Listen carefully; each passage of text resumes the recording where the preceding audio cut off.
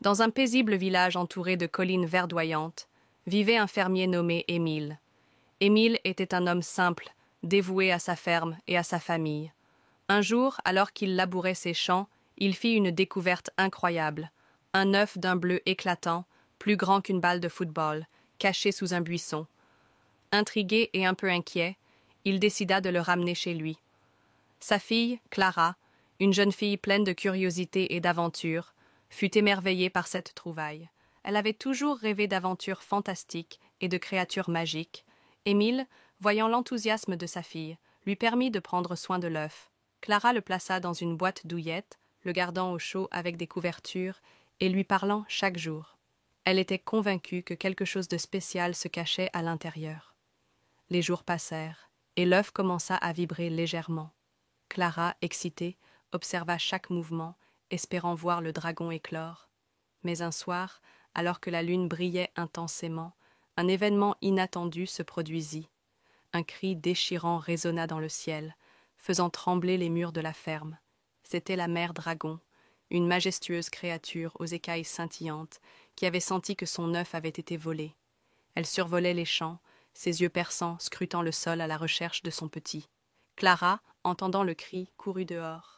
Elle leva les yeux et vit la silhouette imposante de la mère dragon, ses ailes battant avec force, créant un vent puissant. Elle comprit qu'elle devait agir rapidement pour protéger l'œuf qu'elle avait tant chéri. Elle retourna à la maison, prenant l'œuf dans ses bras, et sortit pour faire face à la créature. La mère dragon, voyant Clara avec l'œuf, s'arrêta, ses yeux remplis de désespoir et d'inquiétude. Clara, tremblante mais déterminée, s'approcha lentement. Elle parla doucement, expliquant comment elle avait trouvé l'œuf et combien elle en avait pris soin. La mère dragon, bien que méfiante, comprit que la jeune fille n'avait pas de mauvaises intentions. Elle s'agenouilla, ses grandes ailes se repliant autour d'elle, créant une ombre protectrice. Clara, avec un mélange de courage et de compassion, tendit l'œuf à la mère dragon. À cet instant, une lumière éclatante émana de l'œuf, et un petit dragon émergea, ses écailles scintillant de mille feux.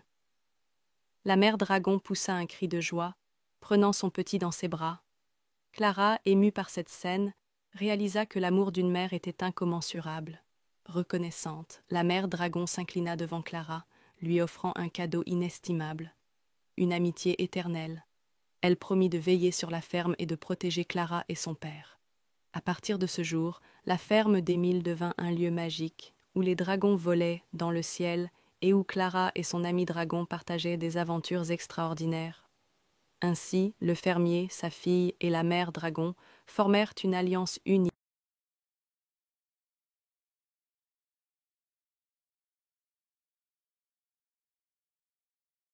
Un garçon nommé Lucas. Lucas avait un rêve, devenir médecin. Depuis son plus jeune âge, il était fasciné par les histoires de médecins qui sauvaient des vies et apportaient du réconfort aux malades. Il avait déjà aménagé un petit cabinet dans sa chambre, avec un bureau, des livres de médecine et même un stéthoscope en plastique qu'il avait reçu pour son anniversaire. Chaque jour après l'école, Lucas jouait à être médecin. Il soignait ses peluches, leur posait des questions sur leurs douleurs imaginaires et leur donnait des médicaments faits de bonbons ou de sirop. Ses amis du quartier adoraient venir le voir car Lucas était toujours prêt à leur donner des conseils pour leurs petits bobos. Au fil du temps, il est devenu le médecin du quartier et tout le monde savait qu'il pouvait compter sur lui. Un jour, alors que Lucas jouait dans le parc, il remarqua que son meilleur ami Tom semblait triste et fatigué. En s'approchant, il s'aperçut que Tom avait attrapé un gros rhume. Son nez était rouge, il toussait et avait du mal à respirer. Lucas, inquiet pour son ami, l'invita chez lui pour lui donner des soins. Une fois arrivé dans son cabinet, Lucas se mit au travail. Il avait préparé une petite potion à base de miel et de citron qu'il avait lue dans un de ses livres. Tout en mélangeant les ingrédients, Lucas expliqua à Tom l'importance de se reposer et de bien s'hydrater. Il lui parla aussi des bienfaits du miel pour la gorge et de la vitamine C contenue dans le citron. Tom écoutait attentivement, impressionné par les connaissances de son ami. Lucas lui fit un masque en tissu pour l'aider à respirer plus facilement et lui conseilla de boire beaucoup d'eau chaude. Les jours passèrent et grâce aux soins attentionnés de Lucas, Tom commença à se sentir mieux. Il retrouva son énergie et put bientôt retourner jouer au parc. Lucas était ravi de voir son ami en pleine forme et se sentit fier d'avoir pu l'aider. Un après-midi, alors qu'ils jouaient ensemble, Tom lui dit « Merci Lucas, tu es vraiment un bon médecin ». Lucas sourit et répondit « Je n'ai fait que ce qu'un ami doit faire. Prendre soin des autres, c'est important. Aide de Lucas se répandit dans le village et bientôt, d'autres enfants vinrent le voir pour des conseils et des soins. Lucas comprit alors que son rêve d'aider les autres pouvait commencer dès maintenant, même à son jeune âge. La morale de cette histoire est que même les plus petits d'entre nous peuvent faire une grande différence. Prendre soin de ses amis et de sa famille, c'est un acte de bonté qui apporte joie et réconfort. Chaque geste compte et chacun peut être un héros dans la vie des autres. Il était une fois, dans un petit village paisible, un petit garçon nommé Klitschko. Klitschko était curieux et plein d'énergie. Il avait une amie très spéciale, Maya, qui aimait explorer la nature avec lui. Un matin ensoleillé, alors qu'ils jouaient près d'une forêt, ils entendirent un petit bruit. En s'approchant, ils découvrirent un petit lapin aux grandes oreilles, nommé Pucci. Il avait l'air perdu et effrayé. Allons voir. Bonjour, petit lapin. Je ne trouve pas le chemin de ma maison. Ne t'inquiète pas, nous allons t'aider à retrouver ta maison. Ensemble, nous sommes plus forts. En continuant leur chemin, ils arrivèrent à un ruisseau scintillant. L'eau était claire et ils purent voir des poissons nager joyeusement. Klitschko, enjoué, s'approcha du ruisseau et dit « Pucci, regarde ces poissons. Ils semblent si heureux ici. » Soudain, ils rencontrèrent une vieille chouette perchée sur une branche. Elle avait des plumes grises et des yeux sages. « Bonjour, jeunes aventuriers, » dit-elle d'une voix douce. « Que cherchez-vous dans la forêt ?» Bonjour, jeunes aventuriers, que cherchez-vous dans la forêt? Pour trouver le chemin, écoutez votre cœur et soyez courageux. Après un moment, ils aperçurent un grand arbre majestueux avec une petite porte au pied.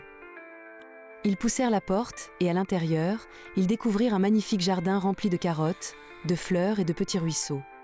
Klitschko et Maya sourirent, heureux d'avoir aidé leur nouvel ami. Pucci leur offrit une carotte en signe de gratitude.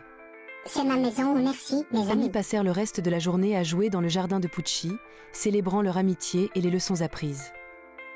La morale de cette histoire est que l'entraide et le courage peuvent nous mener à de grandes aventures.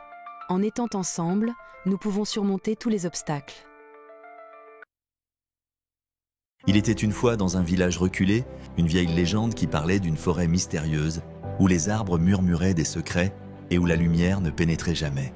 Les villageois évitaient cet endroit, craignant les histoires de créatures fantastiques qui y résidaient. Mais un jour, une jeune fille nommée Clara, avide d'aventures et d'histoires extraordinaires, décida de s'y aventurer, déterminée à découvrir la vérité derrière ses contes.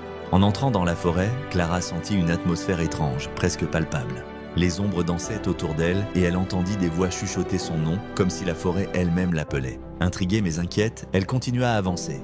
Ses pas résonnant sur le sol recouvert de feuilles, les arbres, hauts et majestueux, semblaient se pencher vers elle, comme s'ils voulaient lui révéler des secrets oubliés. Soudain, elle découvrit une clairière baignée d'une lumière diffuse, où se tenait un immense arbre, plus ancien que tout ce qu'elle avait vu. À ses pieds, une porte en bois sculpté, ornée de motifs mystérieux, était entr'ouverte, laissant échapper une lueur dorée.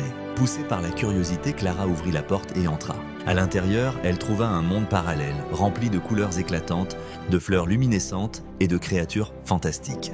Des fées aux ailes scintillantes volaient autour d'elle, et des animaux parlants l'accueillaient avec des sourires amicaux. Mais quelque chose n'allait pas. Les habitants de ce monde étaient en détresse, car un sorcier maléfique, nommé Morwen, avait volé leur lumière, plongeant leur terre dans l'obscurité. Les rivières s'étaient asséchées et les rires des enfants avaient disparu. Clara comprit alors que c'était à elle de restaurer l'équilibre. Elle se lia d'amitié avec une petite fée nommée Lila qui lui expliqua que pour vaincre Morwen, elle devait retrouver 3 artefacts magiques cachés dans la forêt. Un cristal de lumière, une plume d'oiseau légendaire et une pierre de sagesse. Ensemble, elles se lancèrent dans une quête périlleuse, affrontant des énigmes et des monstres tout en découvrant la force qui sommeillait en Clara. La première épreuve les mena à une grotte sombre, gardée par un dragon aux écailles étincelantes. Clara, utilisant son intelligence, réussit à le convaincre de leur laisser passer en lui racontant une histoire sur le courage et l'amitié. À l'intérieur de la grotte, elles trouvèrent le cristal de lumière, brillant une lueur éclatante. Ensuite, elles traversèrent un marais brumeux où elles rencontrèrent un oiseau majestueux.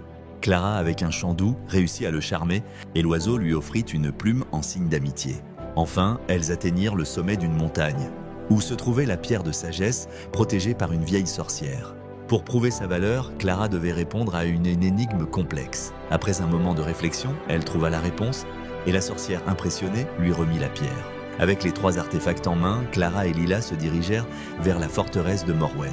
Dans un duel épique, Clara parvint à utiliser le cristal de lumière pour éblouir le sorcier, tandis que la plume et la pierre l'aidaient à déjouer ses sorts. Finalement, elle réussit à récupérer la lumière volée et un éclat radieux envahit la forteresse, chassant les ténèbres. En sortant de la forêt, Clara réalisa que le véritable courage ne réside pas seulement dans l'aventure, mais aussi dans la volonté d'aider les autres. Elle retourna au village où elle raconta son histoire, inspirant d'autres à ne jamais craindre l'inconnu. Et ainsi, Clara devint une légende à son tour, une héroïne qui avait osé défier l'obscurité pour apporter la lumière. Dans un royaume lointain où les rivières chantaient et les arbres dansaient au gré du vent, vivaient Lysandro et Elisa, 2 jeunes amoureux. Lysandro, un jeune homme au cœur vaillant, était le fils du forgeron. Elisa, belle comme le lever du soleil, était la fille du roi. Leur amour était pur, mais leur bonheur était menacé par un interdit royal. Le roi, un homme sévère et fier, ne voyait pas d'un bon œil cette passion. Il croyait que la noblesse devait épouser la noblesse et que son trône ne devait pas être entaché par l'union d'un prince du peuple et d'une princesse. Chaque jour, il interdisait à Elisa de quitter le château, espérant ainsi éloigner son cœur de Lysandro.